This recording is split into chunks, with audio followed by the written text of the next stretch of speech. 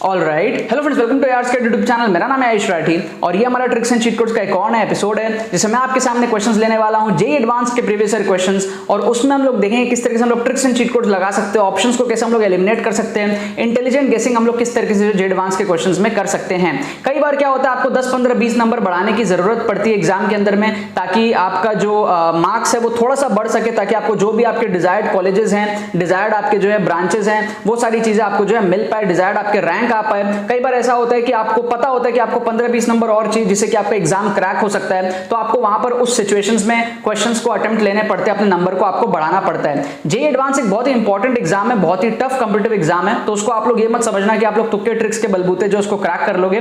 But हाँ, definitely अगर आपको थोड़े बहुत नंबर बढ़ाने हैं, 10, 15, 20 नंबर अगर आपको बढ़ाने हैं जेईई एडवांस के अंदर में, तो ही आपके कुछ क्वेश्चंस में जो है ट्रिक्स एंड चीट कोड जो है काम आ सकते हैं। ठीक है, तो आपको पॉजिटिव इंटेंशन के साथ में इस वीडियो को देखना है, आपको मेहनत करते रहनी है। मेहनत करने के बाद में अगर थोड़े बहुत नंबर आपको जो है बढ़ाने हैं, कुछ क्वेश्चंस में अगर आपको जो है हेल्प चाहिए, तो आपको tricks and cheat codes definitely help कर सकता है। ठीक है, तो जल्दी से वीडियो को लाइक करके चैनल को सब्सक्राइब करके यार स्क्वाड का हिस्सा बन जाओ। उम्मीद करते हैं कि आपको ये वीडियो पसंद आएगी।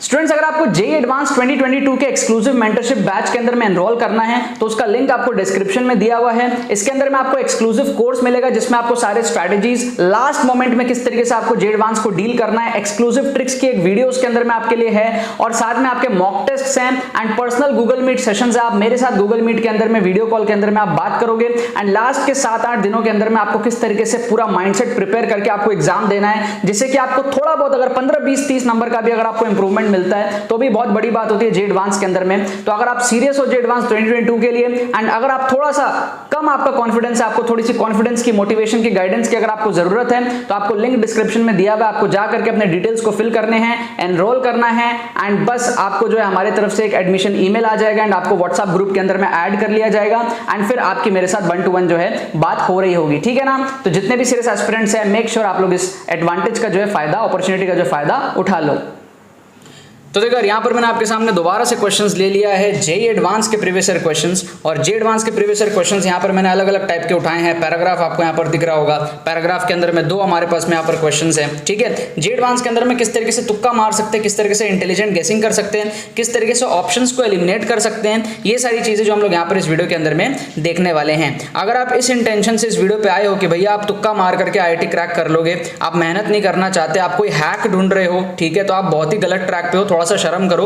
जेईई एडवांस का एग्जाम है, कोई मजाक नहीं चल रहा है। ठीक है, अगर आप सीरियस बच्चे हो, पढ़ाई पे पूरी मेहनत करते हो, अपना पूरा एफर्ट्स पढ़ाई पे डालते हो और उसके बाद में आपको 10, 15, 20 नंबर बढ़ाने की नीड है, तो आप तुक्का ट्रिक्स को देखने के लिए आए हो, तो आप सही ट्रैक पे हो। ठीक है, तो बहुत सारे लोग ऐसे मैं यूट्यूब पे भी आजकल देख रहा हूँ जेईई एडवांस पे, ठीक है, कैसे आपको इतने नंबर लाने हैं तुक्का ट्रिक्स लगा करके, ये सारी चीजों पे बहुत ज्यादा वीडियोस आजकल जो है बन रही हैं। ठीक है, तो यार इन सारी चीजों पे बिल्कुल भी बिलीव मत करना। आप जेईई एडवांस में तुक्का ट्रिक्स से बहुत ज्यादा नंबर नहीं ला पाओगे। ठीक है, 50, 60, 70 नंबर आप जेईई एडवांस में तुक्का ट्रिक से नहीं ला पाओगे। ठीक है, हार्डली आपको 10, 15, 20 नंबर का जो इससे इंप्रूवमेंट मिल सकता है। आप चाहे कितनी भी अपनी जोर लगा लो, 10, 15, 20 नंबर आपको मिलेगा तुक्का ट्रिक्स के बलबूते, इतना ही आप इंप्रूव कर पाओगे। ठीक है, क्योंकि जो मार्किंग पैटर्न होता है ना जेईई एडवांस के अंदर में, वो बहुत खतरनाक होता है। ठीक है ना, आपको कई बार -2 देखने को मिलता है, तो उस मार्किंग पैटर्न में 50, 60, 70 नंबर लाना तुक्का ट्रिक्स के बेसिस पर वाहियात बात है, बेकार की बातें हैं, फिजूल की बातें हैं, उस पर आपको बिल्कुल भी ट्रस्ट नहीं करना है।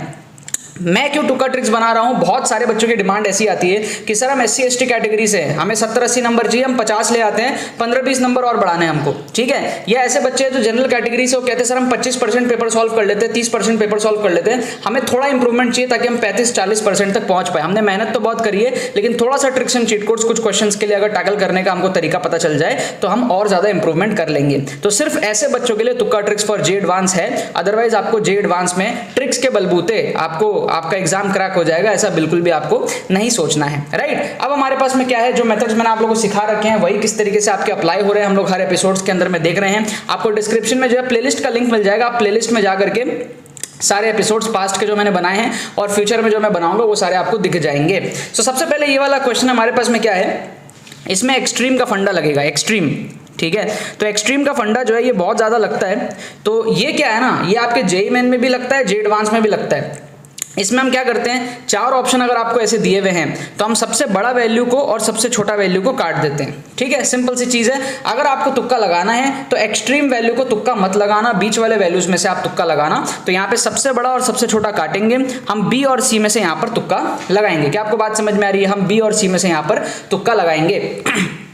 इसका रीजन मैंने कई बार पहले भी बताया, दोबारा से बताता हूं। जब भी कोई टीचर क्वेश्चन बनाता है तो वो जब ऑप्शंस बनाता है ना, तो वो अपने करेक्ट आंसर को कहीं ना कहीं बीच में रखने का ट्राई करता है, कोने में रखने का ट्राई नहीं करता है। 10 में से 7-8 बार आप देखोगे कि आपका जो करेक्ट आंसर है वो आपको बीच में मिलेगा, कोने में नहीं मिलेगा। क्यों? क्योंकि बीच में रखने से टीचर को ऐसा लगता है कि उसका जो करेक्ट आंसर है वो कहीं ना कहीं बीच में छुपा हुआ है। कोने में रखने से ना उसको ऐसा लगता है कि भाई आंसर एक्सपोज हो गया, बहुत ईजिली विजिबल है बच्चों को। ठीक है, तो एक ह्यूमन बिहेवियर, एक साइकोलॉजिकल बात आपको समझना पड़ेगा। कभी आप भी अगर क्वेश्चन बनाओगे तो आप भी चाहोगे कि ऑप्शंस जो है, करेक्ट आंसर जो है कहीं ऑप्शंस के बीच में छुपा हुआ, कोने में ना हो। तो अगर आपको तुक्का लगाना है तो आप कोने वाले वैल्यूज को मत लगाना, बीच वाले वैल्यूज को आप जो है तुक्का लगा सकते हो। अगर आपको लगाना है तो आपकी प्रोबेबिलिटी हाई हो जाती है सही होने की। सेकंड क्वेश्चन हमारे पास में पैराग्राफ है, पैराग्राफ को छोड़ दो। ठीक है, पैराग्राफ को जाने दो। तुक्का कैसे मारना है, इंटेलिजेंट गेसिंग कैसे करना है, अगर आप पढ़ करके सॉल्व कर पा रहे हो बहुत अच्छी बात है, वेरी वेरी गुड यार। लेकिन क्या होता है ना, जे एडवांस में कई बार आप बहुत सारे क्वेश्चंस कर ही नहीं पाते हो, तो उस सिचुएशन में आपको पता होता है कि भाई आपको थोड़े बहुत नंबर तो बढ़ाने की बहुत जरूरत है, वरना वैसे भी आपका क्रैक नहीं हो रहा है, या वैसे भी आपका सिलेक्शन, आपको आईआईटी में सीट नहीं मिल रही। तो थोड़े बहुत नंबर बढ़ाने के लिए आप कई बार ऐसे सिचुएशन में लैंड अप करते हो जहां आपको इंटेलिजेंट गेसिंग करने की जरूरत पड़ती है। क्योंकि भाई कुछ ना करने से अच्छा है कुछ तो ट्राई करें। समझ रहे हो आप बात को? तो थोड़ा सा अगर आप प्रोबेबिलिटी को बीट कर पाओ तो आपको कोशिश करना चाहिए, आपको फील आना चाहिए कि भाई यहां पर भी अगर आप ध्यान से देखोगे, ठीक है, अगर आप यहां पर भी ध्यान से देखोगे तो आपको दिखेगा यहां पर सबसे छोटी वैल्यू 0.1 और सबसे बड़ी वैल्यू आपको दिखेगी 8। ठीक है, तो सबसे छोटी और सबसे बड़ी वैल्यू एक्सट्रीम के फंडे से हम क्या कर सकते हैं, इन दोनों को एलिमिनेट कर सकते हैं, और बीच वाले वैल्यूज में से हम तुक्का लगा सकते हैं। बी और सी में से हम यहां पर क्या कर सकते हैं, तुक्का लगा सकते हैं। क्या आपको बात समझ में आ रही है? तो इससे क्या हमारे चांसेस सही होने के थोड़े से बढ़ गए हैं। ठीक है, क्योंकि जनरली क्या होता है 10 में से 7-8 बार जो करेक्ट आंसर होता है वो बीच में छुपा होता है, कोने में नहीं होता है। ठीक है, तो इस बेसिस पर आप इस तरीके से तुक्का मार सकते हो। अगर ऐसी सिचुएशन आपको एग्जाम में अराइज होती है जहां आपको समझ में आ गया कि भाई आपका वैसे ही सिलेक्शन नहीं हो रहा, तो कुछ नंबर आपको बढ़ाने की नीड है ताकि आप एग्जाम क्रैक कर पाओ, या फिर आपको सीट नहीं मिलेगा, आपको पता है कि भाई आप जनरल कैटेगरी से हो, आपको 80 नंबर 100 नंबर में काम नहीं चलेगा, आपको 120 130 140 की रेंज में थोड़ा सा जाने की कोशिश करनी है, तो आप उस सिचुएशंस में ये चीज जो है कर सकते हो। अगर आप ऑलरेडी अच्छा कर रहे हो, आपको पता है यार आपका तो हो ही रहा है, मतलब अच्छा खासा आप आपकी सीट पक्की है, तो उस सिचुएशंस में आपको ये सब जो है दिमाग नहीं लगाना है फालतू का, क्योंकि फिर इसमें क्या थोड़ा सा रिस्क भी इन्वॉल्व रहता है। ठीक है, बट अगेन अगर आप ध्यान से करोगे, जैसे आप यहां पर मान लो 3 क्वेश्चन अटेम्प्ट कर रहे हो, अभी यहां पर हम टेस्टिंग कर लेते हैं। आप लोग क्या करो, जैसे यहां पर हम क्या करते हैं, 3 क्वेश्चन हमारे पास में, ठीक है, 3 में हम क्या कर रहे हैं, पहले वाले में हम बीसी में से तुक्का लगा रहे हैं, ठीक है, दूसरे वाले में भी हम बीसी में से तुक्का लगा रहे हैं। आप कमेंट करो जाके कि आप क्या तुक्का लगाओगे, इससे क्या अभी पता चल जाएगा कि आपके कितने सही होते हैं, कितने क्या होते हैं। ठीक है, आपको पता है यार सिंगल करेक्ट में सही होने पे 3 नंबर मिलते हैं, गलत होने पे -1 होते हैं। ठीक है, तो अगर मान लो आपका एक गलत हुआ है ना, दूसरा भी गलत हो गया सपोज, और तीसरा सही हो गया, तो 2 गलत होने के -1 होंगे और 1 सही होने के +3 होंगे, तो ओवरऑल आपका जो स्कोर है वो कितना हो जाएगा, +1 हो जाएगा। ठीक है, तो अल्टीमेटली आपने कुछ खोया नहीं ना, आपका स्कोर बढ़ ही गया। तो इस तरीके से प्रोबेबिलिटी को अगर आप बीट कर पाओ तो आपको जो है तुक्का लगाना चाहिए। अगर आपको लगता है कि भाई प्रोबेबिलिटी को आप बीट नहीं कर पा रहे हो, मतलब नेगेटिव पॉजिटिव का ओवरऑल सम आपका पॉजिटिव आना चाहिए, अगर आपको लगता है कि वो आप नहीं कर पा रहे हो बिल्कुल भी, तो आपको बिल्कुल भी तुक्के की तरफ सोचना भी नहीं चाहिए। ठीक है, तो हम क्या करते हैं, ऑप्शंस को इस तरीके से एलिमिनेट करते हैं कि हमें फील आती है कि हम प्रोबेबिलिटी को बीट यहां पर कर सकते हैं, हम नेगेटिव मार्किंग को बीट करके थोड़ा सा पॉजिटिव की तरफ बढ़ सकते हैं, राइट। अब जैसे यहां पर देखो, इस क्वेश्चन को अगर आप ध्यान से देखोगे तो आपको एक चीज यहां पर दिखेगा, ध्यान से आप समझना। देखो क्या बोल रहा है, if the density of air is ρ a and that of the liquid is ρ l, then for given piston speed the rate at which the liquid is spread will be proportional to. ठीक है, अब यहां पर आप ध्यान से देखो options को, एक ऑप्शन में आपको दिख रहा है ρ a बाई ρ l का रूट, और एक ऑप्शन में दिख रहा है ρ l बाई ρ a का रूट। ठीक है, तो ये दोनों क्या आपस में रेसिप्रोकल है। मैंने आप लोगों को बताया था रेसिप्रोकल ऑप्शंस, जेईई मेन के टाइम पे भी बताया था, रेसिप्रोकल ऑप्शंस अगर आपको दिखते हैं, ठीक है, यानी कि अगर आपको 4 ऑप्शन ऐसे दिखते हैं y, x, 1/x और z, अगर आपको 4 ऑप्शंस ऐसे दिखते हैं तो आपको x और 1/x में से तुक्का लगाना है। तो यहां पर आप क्या करोगे, a और c में से तुक्का लगाओगे। सेम फंडा जो है जेईई एडवांस के क्वेश्चंस में भी आपको ये जो है काम करके देगा। ठीक है, आपको क्या समझना है, देखो मैं आपको एक बात कहता हूं कि टीचर हमें जिन ऑप्शंस में कंफ्यूज करने का ट्राई करता है, करेक्ट आंसर उसी में से छुपा होता है। कहता हूं ना, मैं कई बार कहता हूं टीचर हमें जिन ऑप्शंस में कंफ्यूज करने का ट्राई करता है, करेक्ट आंसर उसी में से छुपा होता है। तो आपको ए और सी देखो सिमिलर हैं, ठीक है। बी ऑप्शन एकदम अलग टाइप का है, डी ऑप्शन एकदम अलग टाइप का है, तो इन दोनों को ना आप एलिमिनेट कर सकते हो। ए और सी सिमिलर है, तो टीचर आपको दो सिमिलर ऑप्शन में ना कंफ्यूज कर रहा है कि बेटा पहचानो कि ये होगा या ये होगा, दोनों ना सिमिलर दिखने वाले हैं। तो अगर आपको दो सिमिलर दिखने वाले ऑप्शंस मिल जाएं तो समझ लो कि आंसर उन्हीं में से होने के चांसेस बहुत ज्यादा हाई हैं। तो अगर आपको तुक्का लगाना है तो आप यहाँ पर ए और सी में से तुक्का लगाओगे। इसके दो रीजन है, एक सिमिलर ऑप्शंस सेम सेम दिखने वाले, और दूसरा रेसिप्रोकल। ठीक है, तो रेसिप्रोकल को हम लोग यहाँ पर है प्रेफरेंस देते हैं। अच्छा, रेसिप्रोकल को क्यों प्रेफरेंस देते हैं, जेईई मेन के टाइम पे भी बताया था, अभी वापस से बता रहा हूं। जब टीचर कोई क्वेश्चन बनाता है और जब वो ऑप्शन बनाता है तो क्या होता है ना, टीचर को ऑप्शन सोचना पड़ता है। जैसे मान लो इसमें कोई एक करेक्ट आंसर है तो बाकी तीन इनकरेक्ट भी है, तो टीचर को क्या है, इनकरेक्ट आंसर सोचना पड़ता है। तो कई बार टीचर लोग क्या करते हैं ना, उनके पास में एक आंसर होता है, लेट्स से 7, वो क्या करते हैं, उसी को उल्टा करके एक और ऑप्शन बना देता है 1/7, है ना।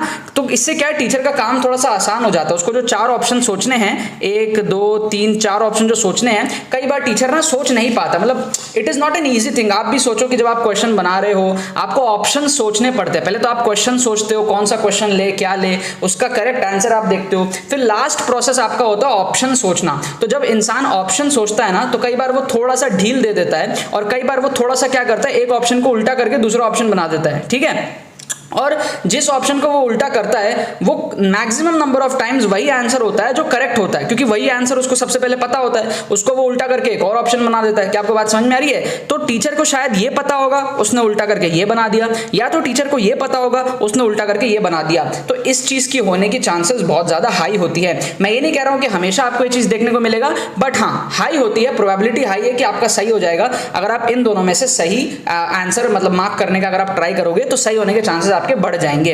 अदरवाइज देखो, आपको सॉल्व करना है, अगर आप सॉल्व नहीं कर पा रहे हो, अगर आपको समझ है, अगर आपको जेईई एडवांस के लिए मन में आपकी इज्जत है और फिर आप चाहते हो 10 15 20 नंबर बढ़ाने का जेईई एडवांस के अंदर में, आपको और कोई रास्ता नहीं दिख रहा है, ठीक है, तब आप इन तुक्का ट्रिक्स का जो है यूज करोगे। और रिस्क मैनेजमेंट को समझना बहुत ज्यादा जरूरी है कि भाई इसमें रिस्क क्या इन्वॉल्व है। ठीक है, अगर आप 3 क्वेश्चन में ऐसे अटेम्प्ट कर रहे हो तो 3 में से एक सही होने ही चाहिए, अदरवाइज आप -3 पे पहुंच जाओगे। तो इसी तरीके से आपको अटेम्प्ट करना है कि 3 में से एक सही होने के पूरे चांसेस आपको लग रहे हो, तभी आप जो है नेगेटिव मार्किंग को ओवरकम करके पॉजिटिव में आओगे। या फिर अगर आपको 3 में डर लग रहा है तो आप ये सोचो कि 9 में से आपके 3 सही होने चाहिए। ठीक है, तो 9 में 3 सही होगा तो क्या होगा, देखो 9 में 3 सही होगा, अगर तो 6 गलत भी होगा तो 3 सही होगा तो उसके आपको मिलेंगे 9 नंबर। क्या आपको बात समझ में आ रही है? 3 सही होने के आपको मिलेंगे 9 नंबर, 3 3 जा 9, और 6 गलत भी होंगे तो उसके आपके -6 चले जाएंगे, तो ओवरऑल आपका क्या होगा, +3 आ जाएगा। ठीक है, तो 9 क्वेश्चन अटेम्प्ट अगर आप करोगे, एक मैं एग्जांपल दे रहा हूं आपको, और 9 में से अगर आपके 3 सही होते हैं, वैसे तो आपको कोशिश करना है 9 में से 4 या 5 सही हो जाए, ठीक है, बट वर्स्ट केस सिनेरियो में अगर आपके 9 में से 3 सही होते हैं, ठीक है, 1/3 मतलब 3 में से 1, ठीक है, तो आपके क्या है, फिर भी आपके +3 नंबर आपको पॉजिटिव मिलेंगे, क्योंकि 9 में से 3 सही करने के 9 नंबर आपको मिले और 6 गलत होने के -6 नंबर गए, तो ओवरऑल आपका +3 आया। ये मैं आपका नॉर्मल +3 -1 पैटर्न के हिसाब से आपको बता रहा हूं। ठीक है, सिंगल करेक्ट में जो +3 -1 का पैटर्न होता है उसके हिसाब से मैं यहां पर आपको बता रहा हूं। ठीक है ना। एनीवेज यार, तो अब मैं आपको इससे करेक्ट आंसर की बता देता हूं। आप लोग जाके कमेंट करो कि आप BC में से क्या चूज करोगे, BC में से क्या चूज करोगे, AC में से क्या चूज करोगे। मैं आपको इससे करेक्ट आंसर की बता देता हूं जो बुक में आंसर की दी हुई है। इसका जो आंसर की दिया हुआ है ना, वो दिया हुआ है BCA।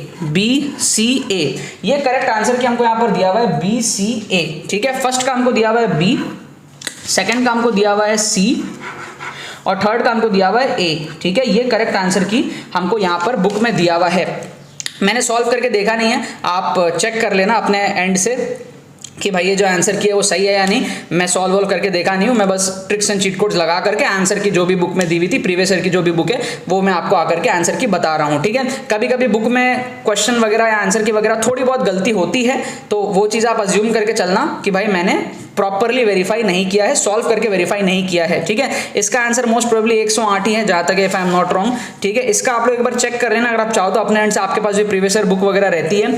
ठीक है, और इसका मेरे ख्याल से A ही सही है। ठीक है ना, तो देयर माइट बी लाइक 100 में से 1-2 बार ऐसा होता है जब बुक में आंसर की गलत होती है। ठीक है, कुछ प्रिंटिंग मिस्टेक या समथिंग लाइक दैट, तो उस केसेस में मैं भी आपको हो सकता है गलत आंसर की बता दूं। ठीक है, बट अज्यूमिंग दिस आंसर की टू बी करेक्ट, आप मेरे को बताओ कि आपके कितने सही हुए, कमेंट सेक्शन में बताओ कि आपके 3 में से कितने सही हुए। ठीक है, 3 में से अगर आपके 1 सही हुए हैं तो आपने कितना नंबर उठाया, 1 नंबर उठाया। 3 में से अगर आपके 2 सही हुए हैं तो आपने कितना नंबर उठाया, 2 सही होने के 6 नंबर और 1 गलत होने के 1 नंबर गए, तो 5 नंबर आपने उठाया, है ना। और अगर 3 में से 3 सही हुए हैं तो आपने 9 नंबर उठाया, और 3 के 3 गलत हो गए तो आपने -3 नंबर गवाया। तो आपको क्लियरली पता होना चाहिए, बहुत वर्स्ट के सिनेरियो में आप -3 गवाओगे, बहुत अच्छे सिनेरियो में आप +9 उठाओगे, ठीक है, अच्छे खासे सिनेरियो में आप +5 उठाओगे, और मिनिमम मैं आपको बताता हूं अगर आप +1 उठा ले रहे हो तो ठीक है। अगर आपको ऐसा लग रहा है ना कि भाई 3 के 3 ही आपके गलत जाएंगे, तो भाई आपके लिए ये चीज है ही नहीं, आपको ये चीज करनी ही नहीं है। अब ये चीज करनी है या नहीं करनी है ऑन द स्पॉट आपको डिसाइड करना है, ठीक है। बट जो मेथड्स मैं आपको बता रहा हूं उसमें 3 के 3 गलत होने के चांसेस बहुत ही कम है। या फिर आप ये कहो कि 3 के 3 हो सकता है गलत हो जाए, बट 9 में से 9 गलत नहीं होंगे। क्या आपको बात समझ में आ रही है? 9 में से आप समझो, 9 में से अगर आपके वर्स्ट केस में 9 में से अगर आपके वर्स्ट केस में बहुत बुरी किस्मत हुई आपकी, 2 सही हुआ 7 गलत हुआ, तो 2 सही होने के मिले 6 नंबर और 7 गलत होने के गए -7 नंबर, तो 9 क्वेश्चन अटेम्प्ट करने के बाद आप सिर्फ -1 खोगे। क्या आपको बात समझ में आ रही है? ये है वर्स्ट केस सिनेरियो। अगर आपको लगता है ये आप पहुंचोगे मेरे ट्रिक से, तो आप गलत समझ रहे हो, ठीक है। मेरे ट्रिक्स को अगर आप यूज करोगे, मेरे टेक्निक्स को अगर आप यूज करोगे, तो आप 9 में से 4 सही कर लेते हो। अगर आप 4 सही करते हो तो 4 के आपको मिलेंगे 12 नंबर, और 5 गलत होगा तो होगा -5, तो ये आपका हो जाएगा +7 नंबर। अगर आप मेरे ट्रिक्स को फॉलो करोगे तो 9 में से आपके 4 सही होने के पूरे चांसेस रहेंगे। लेकिन फिर भी मैं 2 के हिसाब से आपको वर्स्ट केस, एकदम ही वर्स्ट केस सिनेरियो आपको मैं बता दिया। कुछ बच्चे ऐसे होते हैं जो बोलते हैं ना sir tricks and cheat code लगा के नेगेटिव आ गया। वो नेगेटिव मेरे ट्रिक्स एंड चीट कोड लगा के नहीं आता है, वो आप पता नहीं कौन सा आप ट्रिक्स एंड चीट कोड लगाते हो। क्योंकि मेरे मेथड्स में मैं हमेशा ऑप्शंस को एलिमिनेट करता हूं और प्रोबेबिलिटी के साथ मैं खेलता हूं। प्रोबेबिलिटी सही करने के बाद में हम यहाँ पर जो तुक्का लगाते हैं, ब्लाइंड गेसिंग करोगे तो फिर आपके साथ वही होगा जो आपके साथ होता है। क्या आपको बात समझ में आ रही है? और जे एडवांस ऐसा कोई हलवा नहीं है, इसमें आपके कंसेप्ट बहुत अच्छे क्लियर होने चाहिए। कंसेप्ट से फोकस करो, पढ़ाई पे फोकस करो, उसके बाद में अगर थोड़ी बहुत नीड लगती है ट्रिक्स एंड चीट कोड्स की, तभी आपको ये सारी चीजों को जो है फॉलो करना है, ठीक है ना। बाकी तो बस यही बात है। तो यार आई होप आपको ट्रिक्स एंड चीट कोड्स की वीडियो पसंद आई होगी। अगर आपको ये वीडियो पसंद आई, इस वीडियो को लाइक करना मत भूलना और शेयर करना मत भूलना अपने बाकी सारे फ्रेंड्स के साथ में, ताकि वो भी इस प्लेटफॉर्म को मजा उठा सके। बाकी तो बस बहुत बहुत धन्यवाद मेरे साथ वीडियो में जुड़ने के लिए। बने रहिए यार।